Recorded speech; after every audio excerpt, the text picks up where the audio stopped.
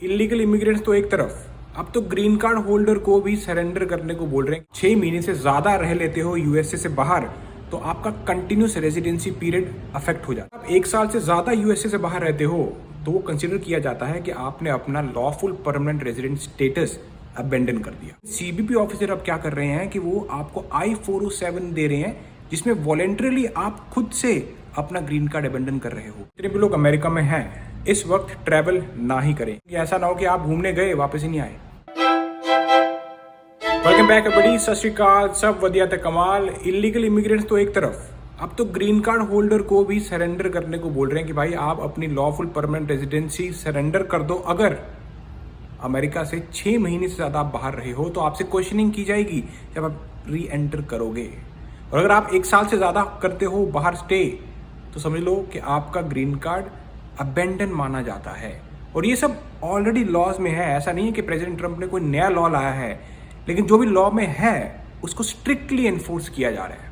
आज फिर करते हैं बात। तो सबसे पहले तो जितने भी लोग अमेरिका में हैं इस वक्त ट्रैवल ना ही करें। कुछ ज्यादा अर्जेंट है तो करें, वो भी 6 महीने से कम अगर आप ग्रीन कार्ड होल्डर हो। और जितना वीजे पे हैं लोग जैसे F1 वीजा, H1B वीजा, वो तो ट्रैवल ही ना करो, क्योंकि आपको नहीं मालूम कि आते वक्त सीबीपी ऑफिसर आपका वीजा रिवोक कर देंगे, कुछ भी हो सकता है।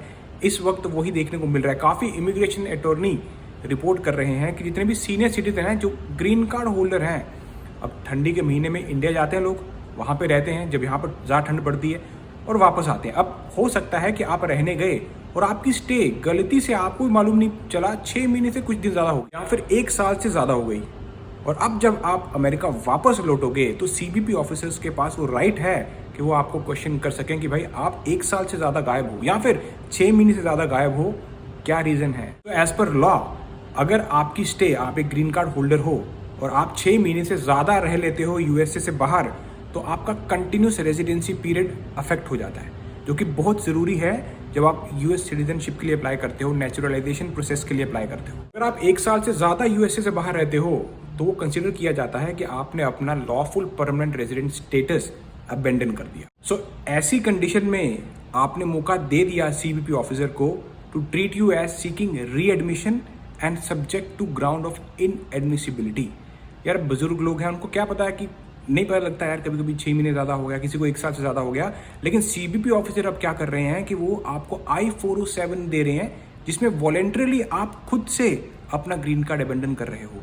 तो ये फॉर्म भरने से पहले आपके पास ये राइट है कि आप इमिग्रेशन जज के सामने जाके हियरिंग करें। सीबीपी ऑफिसर के पास ये राइट नहीं है कि आपका ग्रीन कार्ड रिवोक कर दे ना, वो सिर्फ इमिग्रेशन जज के पास है। लेकिन इस वक्त हो क्या रहा है कि सीबीपी ऑफिसर आपको प्रेशर कर सकते हैं I-407 भरने के लिए। अब ये जो फॉर्म है ये है record of abandonment of lawful permanent resident status. तो अगर आप इस फॉर्म को भर देते हो, मतलब आप साइन कर देते हो, इसका मतलब ये हो जाता है कि आपको मालूम था that you have a right to a hearing in front of an immigration जज, लेकिन उसके बावजूद भी आपने नोइंगली, विलिंगली एंड एफर्मेटिवली इस राइट को वेव कर दिया और आपने अपना ग्रीन कार्ड सरेंडर कर दिया। एक बार आपने इस फॉर्म को भरकर अपना ग्रीन कार्ड अबेंडन कर दिया तो उसके बाद आप इमिग्रेशन जज के पास अपील लेके नहीं जा सकते, इसका ध्यान रखें। हो सकता है कि यार बुजुर्ग लोग उन पर प्रेशर डालकर साइन वगैरह करा दिए हों, क्योंकि हो सकता है कि उनको समझ ना आया हो, लैंग्वेज बैरियर, इंग्लिश में उन्होंने क्या बोला सीबीपी ऑफिसर ने, उन्होंने भर दिया। तो ऐसी सब दिक्कतें हो सकती हैं। सीबीपी ऑफिसर आपको प्रेशर कर सकता है, आपको थ्रेट कर सकता है कि भाई आपको डिटेन किया जाएगा या फिर आपको आपकी इंस्पेक्शन हो सकती है। लेकिन अगर आप ये साइन नहीं करते हो इस फॉर्म में तो आपका ग्रीन कार्ड रिवोक नहीं हो सकता। सिर्फ और सिर्फ इमिग्रेशन जज ही आपका ग्रीन कार्ड रिवोक कर सकते हैं, सीबीपी ऑफिसर नहीं। तो बिल्कुल भी घबराने की बात नहीं है। आप अपने टाइज दिखाओ, यूएसए में आपके पास क्या है, लैंड है, घर है, आपने टैक्स पे किए हैं, जो आपकी एम्प्लॉयमेंट है, वो सब चीज़ें आप टाइज दिखाओगे तो आप इमिग्रेशन जज के सामने अपना केस लेकर जा सकते हो अगर आप इस फॉर्म में साइन नहीं करते हो। और अगर आपकी स्टे 6 महीने से ज़्यादा या 1 साल से ज़्यादा भी हो गई है तो भी प्रोविजंस हैं कि आप इस कंट्री में एंटर कर सकते हो, लेकिन लीगली आपको प्रोसीजर को फॉलो करना पड़ेगा। जैसे अगर आप 1 साल से ज़्यादा बाहर जा रहे हो और आपने पहले से ही री एंट्री परमिट ले लिया, वो 2 साल का परमिट मिलता है, तो आप सेफ हो, आपको कोई दिक्कत नहीं आएगी री एंटर करते वक्त। या फिर आपको 1 साल से ज़्यादा हो गया किसी बाहर कंट्री में तो आप SB1 वीज़ा के लिए अप्लाई कर सकते हो। इस वक्त अमेरिका में हालात ऐसे हैं कि छोटी सी भी गलती भारी पड़ सकती है। अब चाहे आप एक इलीगल इमिग्रेंट हो, आप चाहे लीगल इमिग्रेंट हो, आप चाहे ग्रीन कार्ड होल्डर हो, अगर आप लॉ को फॉलो करके नहीं चलोगे तो भाई आप घेरे में घिर सकते हो। इसीलिए अगर आपको कुछ भी पता ना चले, आप अपने इमिग्रेशन अटॉर्नी को कांटेक्ट करें ताकि आपको पता लग सके कि अगर आप फ्यूचर में ट्रैवल करते हो तो कितने दिन तक कर सकते हो, और या फिर आप ऑलरेडी यहीं से री एंट्री परमिट लेकर जाओ अगर आपकी स्टे लंबी है 1 साल से ज़्यादा।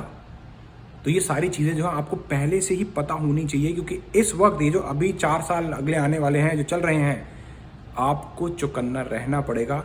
छोटी सी गलती भी भारी पड़ सकती है। तो ये सजेस्ट करूंगा कि अगर अर्जेंट नहीं है तो भाई ट्रैवल मत करो भाई, क्योंकि ऐसा ना हो कि आप घूमने गए वापस ही नहीं आए।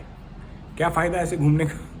क्योंकि होगा क्या है कि जितने भी फॉर एग्जांपल जितने भी वीज़ा वाले लोग हैं, F1 वीज़ा, H1B वीज़ा, अब आप अगर आपकी इमिग्रेशन होती है और उस वक्त कोई भी छोटा मोटा फॉल्ट CBP ऑफिसर को पता लगा, आपको एंट्री ही नहीं मिलेगी, वहीं से डिपोर्ट। ये भी हो सकता है, क्योंकि ग्रीन कार्ड को वो रिवोक नहीं कर सकते, लेकिन आपके वीज़े को कर सकते हैं, आपको आपकी एंट्री डिनाई कर सकते हैं। अब तो आपको ऐसे किसी इंटरेस्टिंग वीडियो में नेक्स्ट टाइम, देन शक्को फटे।